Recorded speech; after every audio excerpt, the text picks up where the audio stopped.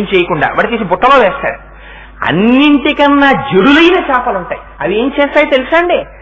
వలతో పాటు బురదలో ఉంటుంది, నీటి గట్టునెప్పుడు బురద ఉంటుంది మత్స్యకారులు వచ్చినప్పుడు, ఆ బురదలోకి తల పెట్టేస్తే ఇంక వాటికి ఏం కనపడదు, కళ్ళు చీకటి కదా బురదలో తల పెట్టేస్తే. నేను ఎవ్వరికీ కనపట్టలేదు, ఇంకా నన్ను ఏం చేస్తాడని పడుకుంటుంది. వల తీసినప్పుడు బయటికి రాదు. అలాంటి చేపలు చాలా చక్కగా దొరుకుతాయి. అందుకని జడులు అన్నారు శంకరులు.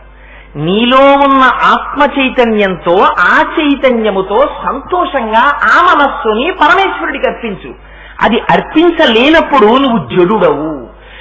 ఎప్పుడు నిద్రాణంగా, ఎప్పుడూ అంటే మీరు ఒక్కటి జ్ఞాపకం పెట్టుకోండి, ఈ మాట నేను అనకూడదని అంటలేదు.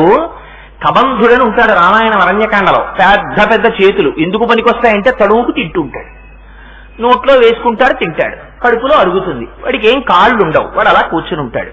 వాడు ఎందుకు పుట్టాడు? ఈ చేతులతో తడుగుతాడు, సంపాదించి సంపాదించి సంపాదించి తెచ్చి పెంచుకుంటూ ఉంటాడు. ఈ తెచ్చింది నీ తర్వాత వాళ్ళు పంచుకుంటారు. నువ్వు తడిమిన చేతుల ఫలితాన్ని నువ్వు అనుభవించవలసిన రోజున బాధపడతావు. ఆ రోజున నిన్ను వచ్చి అడ్డుకునేవారు, ఆదుకునేవారు ఉండరని జ్ఞాపకం పెట్టుకో. అందుకని జడుడవై తిరుగుతున్నావు ప్రపంచంలో. భగవంతుని పట్ల ఆభిముఖ్యాన్ని కల్పించుకోవట్లేదు. ఈ జడత్వాన్ని తీసేస్తుంది అమ్మవారు. వాడు తెలిసి కాని తెలియ